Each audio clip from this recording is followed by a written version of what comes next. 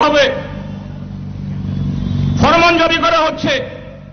এতটা থেকে এতটা ইন্ডিয়া ব্লকের সভা, ওই সভাকালীন সভাতে কোনো দোকান খোলা যাবে না, সব দোকান বন্ধ রাখতে হবে।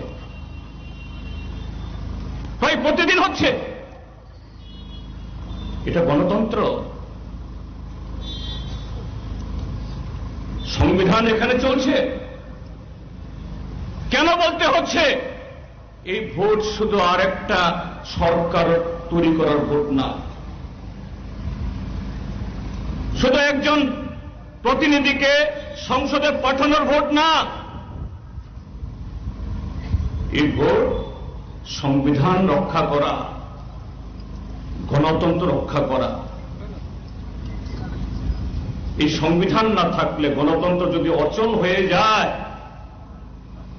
এই ত্রিপুরাচ্ছে এই রাজনগরে মাত্র 10 বছরে নরেন্দ্র মোদীর নেতৃত্বে এই 10 বছর সময়ের তাদের তথাকথিত এই হিন্দু রাষ্ট্র তৈরি বা নির্মাণের পথে আজকে এই ত্রিপুরাজ্যের মধ্যে আজকে 6 বছরে যাওয়া হয়েছে।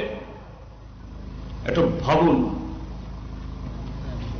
আমি শুধু যারা সিপিআইএম, কংগ্রেস, সিপিআইএমএল বা অন্য বিজেপি বিরোধী শক্তি যারা এবার ঐক্যবদ্ধ হয়েছেন তাদের কথা বলছি না। আমি ভারতীয় জনতা পার্টি তাদের জেনেই হোক বা বুঝে, সচেতনভাবে হোক বা অচেতনভাবে, যারা এখনো বিজেপির পেছনে হাঁটছেন, বিজেপিকে ভোট দিয়ে তাদের প্রতিশ্রুতি পালন করবে এই আশা নিয়ে যারা তাদেরকে সমর্থন করছেন, আমি তাদের সবাইকে বলবো, আজকে কমিউনিস্ট আক্রান্ত, কংগ্রেস আক্রান্ত, অন্য গণতান্ত্রিক দল আক্রান্ত, কালকে আপনিও আক্রান্ত হবেন, আপনিও বাঁচবেন না। বাঁচছে কি? আমি আর একটা উদাহরণ দিতে চাই। এই রাজনগর বিধানসভা কেন্দ্র আপনাদের চোখের সামনে, এখানে গত 6 বার যিনি প্রতিনিধিত্ব করেছেন কমরেড সুধন দাস, আপনাদের চোখের সামনে বড় হয়েছে, আপনাদের চোখের সামনে এমএলএ হয়েছে, নেতা হয়েছে। তার মানে যে আপনাদের আশা আকাঙ্ক্ষা, আপনাদের একজন এমএলএ তার কি ধরনের ভূমিকা হওয়া উচিত, হয়তো অবচেতন মনে কমরেড সুধন দাসও 2-4টা কথা হয়তো কাউকে বলেছেন, মানুষ রাগ করতে পারেন, অখুশি হতে পারেন, কিন্তু কখনোই কি একজন নাগরিক হিসাবে, একজন বিধায়ক হিসাবে, জনপ্রতিনিধি হিসাবে তার এখতিয়ারের বাইরে ক্ষমতাকে অপব্যবহার করে সেরকম কিছু করেছেন? 6 বারের বিধায়ক, তার বাড়ি গিয়ে দেখুন, সবাই জানেন, বাড়ির একটা দেওয়ালও নেই, বাউন্ডারি ওয়াল করতে পারেনি। আর এই কেন্দ্র থেকে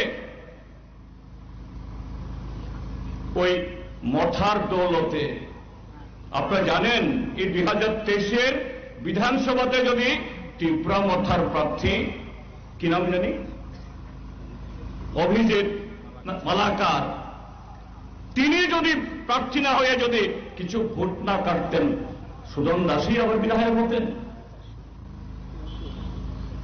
আর তার জায়গায় যিনি বিধায়কে এসছেন,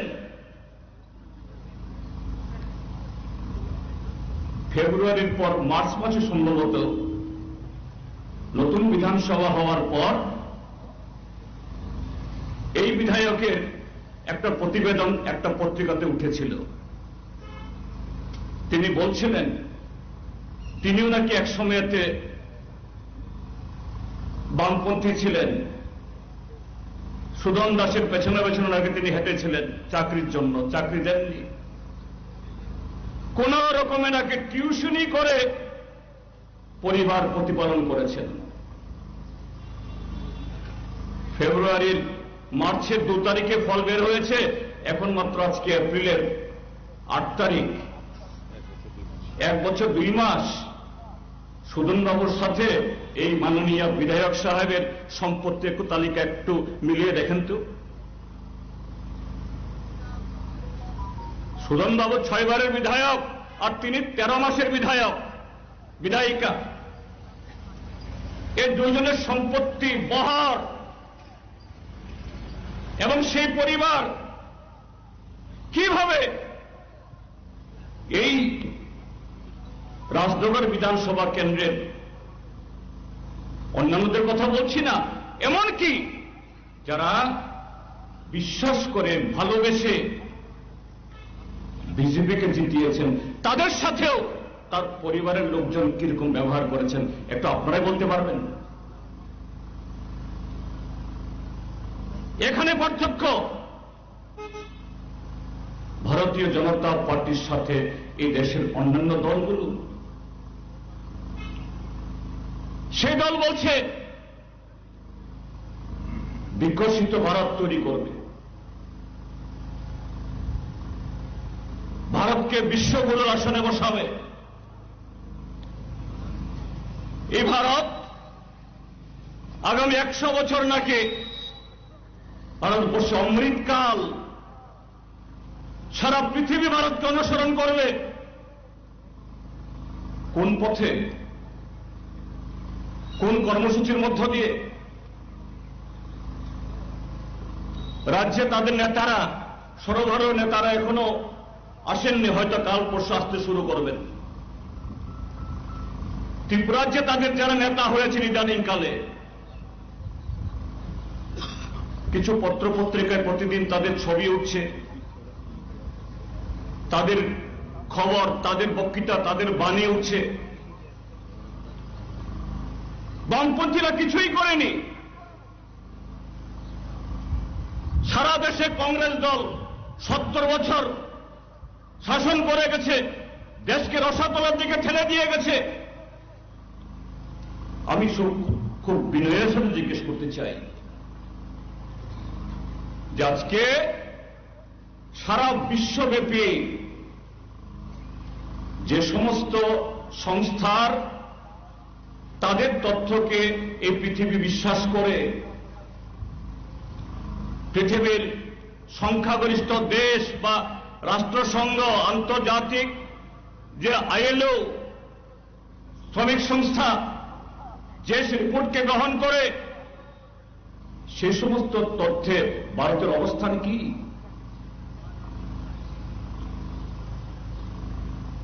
রাষ্ট্রসংঘ বলছে গোটা এশিয়ার মধ্যে সবচেয়ে বেশি বেকারগ্রস্ত দেশ এই মুহূর্তে ভারতবর্ষ। ইউনেস্কো তাদের যে সর্বশেষ রিপোর্টে বলছে এই মুহূর্তে সারা